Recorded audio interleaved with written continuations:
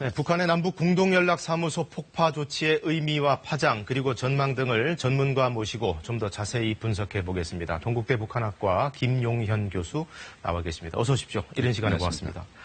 자, 북한의 이번 행동 여러 가지 해석이 가능하겠습니다만 분명한 것은 어떤 노림수가 숨어 있다는 것이고 그것을 빨리 파악하는 게 제일 중요하지 않겠습니까? 그렇습니다.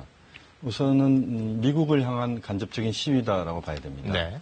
다시 말씀드리면 미국이 대선 지금 레이스를 펼치고 있는 상황인데 한반도 문제가 완전히 미국 내 여론에서는 실종되어 있습니다.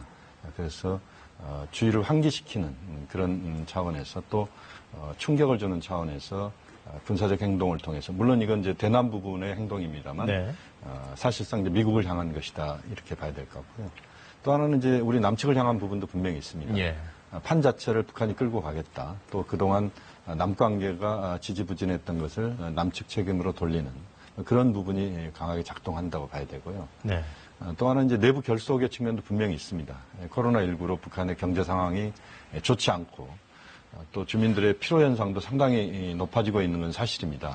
여기에 대한 북한 내부의 그런 결속 이것의 필요성들이 북한의 강한 행동으로 나오고 있다. 그렇게 봐야 될 것 같습니다. 자, 어제 청와대 통일부 할 것 없이 아주 강도 높은 수위에 항의를 했습니다. 그렇다면은 우리 정부의 대북 전략 전반적으로 어떤 변화가 불가피하다 이렇게 봐도 되겠습니까?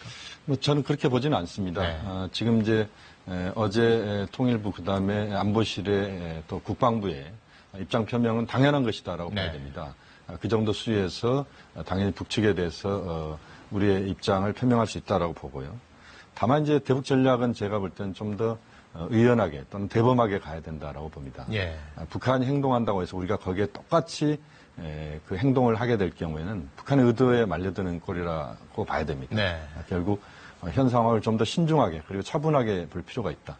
김정은 위원장이 직접 나서지 않고 있고 또 북한의 행동이 직접 우리 군사 부분을 타격하거나 또는 북한의 행동이 직접적인 충돌을 지금 하는 그런 수준은 아니고 간접적인 거나 또는 북한 내부에서의 일들입니다.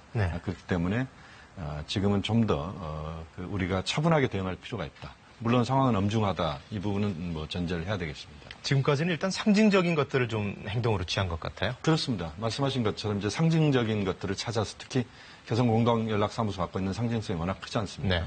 또 앞으로 북한이 행동할 것들도 역시 상징적인 측면이 강하다라고 봐야 될 것 같습니다. 자, 어쨌든 제일 궁금한 건 북한의 다음 행동일 것이고 또 제일 우려되는 것은 그것이 혹시라도 군사적인, 무력적인 어떤 충돌 행동 아닐까 이런 것들을 우려할 수가 있는데 어떻게 보십니까? 그렇습니다. 말씀하신 것처럼 가장 우려스러운 부분은 만약에 그 과정에서 우리 남측에 또는 북측에 인명이 그 부상을 당하거나 살상을 당하는 이런 상황은 최악의 상황입니다. 지금 이제 오늘도 그 북한의 총참모부에서 성명이 나왔는데 그 성명 내용을 보면은 금강산 개성 지구에 연대급 부대를 투입하겠다. 그동안 이제 그 개성공단만 하더라도 한 3개 사단 정도가 개성공단 건설 과정에서 뒤로 물러섰습니다. 또 금강산도 역시 북한의 화력이 집중되어 있는 곳이기 때문에 그 공간 자체를 그동안 사실은 평화지대화 시켰다 이렇게 봐야 되는데 그것을 이제는 군사적인 부분으로 다시 메꾸겠다는 겁니다. 그다음에 지피 내 인민군을 다시 재배치하겠다는 것이고 또 휴전선 부근의 군사훈련도 재개하겠다는 것입니다. 대남 삐라살포도 군대가 적극적으로 돕겠다 이런 이야기를 하고 있습니다. 결국 9.19 합의를 거의 폐기하는 수준까지 가겠다는 것인데요. 다만 이제 이러한 행동들이 현재로서는 이제 예고된 부분이고 또 그런 행동들로 가기 전에 어떤 식으로든 이제 그 북한의 행동을 자제시킬 수 있는 다양한 방법들이 모색된다면 또 이 부분들도 우리가 또 관리도 가능하다. 쉽지는 않습니다만 그렇게 가야 된다고 봅니다. 자, 이런 상황 속에서 남북 간에는 이제 공식적인 통신선은 다 끊긴 거잖아요. 우리 측의 특사 파견 제안을 김여정이 거부했다 뭐 이런 얘기도 나오고. 그렇다면 이제 우리 정부는 앞으로 북한과 어떻게든 소통의 끈을 이어가려면 어떤 채널을 추가로 쓸 수 있을까요?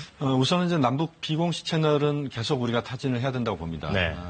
그 북한 중앙통신이 오늘 보도를 했는데 15일 날 우리 측에서 특사 파견 요청을 했고 북한이 거절한 걸로 그렇게 보도를 했습니다.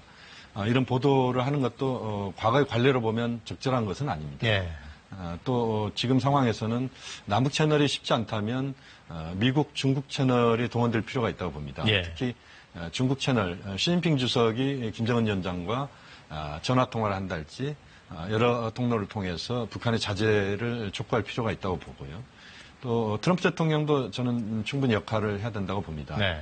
미국 대선 상황이 여러 가지 어려움이 있겠지만 결국 트럼프 대통령의 재선 가도에 한반도가 평화롭고 안정돼야 된다는 것도 굉장히 중요한 요소라고 그렇죠. 봅니다. 네. 그렇게 보면 트럼프 대통령도 움직여야 된다. 그래서 우리가 직접 할 수 있는 것, 그다음에 우회적인 모든 방법들을 동원해서 현재 상황들을 관리하는 것이 매우 중요하다고 봅니다. 자, 이 남북 공동연락사무소는 개소한 지 1년 9개월 만에 이제 사라지게 된 건데 그동안은 참 상징적인 의미가 컸던 곳이잖아요. 그렇습니다. 사실 그 건물 자체도 상징적인 것이었습니다. 네. 개성공단을 가보신 분들은 아시겠지만 개성공단 내에서 가장 높은 건물이 공동연락사무소 건물입니다. 네. 그래서 그 옥상에서 보면 모든 공간이 다 보일 정도인데요. 그 공간이 파괴됐다는 것 자체는 그 공간 파괴뿐만 아니라 그것이 갖고 있는 상징성. 남북관계 차원에서의 사실상 허파와 같은 역할을 해온 것이 예. 개성공단에 있는 연락사무소다라고 봐야 됩니다. 그래서 그 파괴가 결국 남북관계의 현 주소를 보여주는 측면도 있습니다. 지금 상황에서는 어쨌든 안타까운 일이지만 네. 그 개성공단 연락사무소가 다시 재가동될 수 있도록 하는 모든 노력이 지금부터 다시 또 기울여야 된다는 또 과제가 또 우리에게 주어졌다고 봐야 됩니다. 네.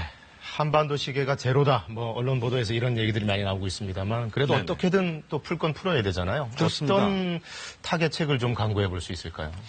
역시 이제 지금 당장은 이번에 빌미가 됐던 대북 전단 살포를 완전히 중단시키는 겁니다. 네. 또 그 과정에서 법률적인 것도 저는 뭐 개원이 이루어지면 1호 법률로 네. 그 대북 전단 살포 여기에 규제 대한 법안. 규제 법안을 만들어야 된다고 보고요.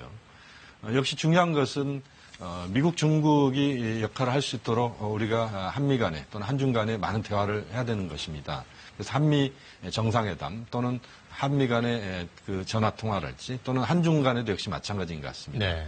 그런 그 대화를 통해서 북한의 행동을 좀 더 이상 나아가지 않게 여기서 적절하게 관리가 될 수 있도록 하는 것이 매우 중요하다고 보고요. 네. 또 하나 이제 우리 내부에서도 이 문제는 우리 정부 당국 혼자만의 힘이 아니고 예. 전 국민적인 역량을 모아서 지금 상황을 타개해야 된다고 봅니다. 그래서 좀 더 그 여야의 어떤 정쟁보다는 지금의 상황들을 타개하기 위한 많은 노력을 함께 기울이는 것이 매우 중요하다고 봅니다. 네. 뭐 코로나19도 어렵겠습니다만 어쨌든 이 문제도 더 이상은 심각한 상황으로 가지 않도록 좀 그렇습니다. 지혜를 모아야겠습니다. 네. 교수님 오늘 말씀 잘 들었습니다.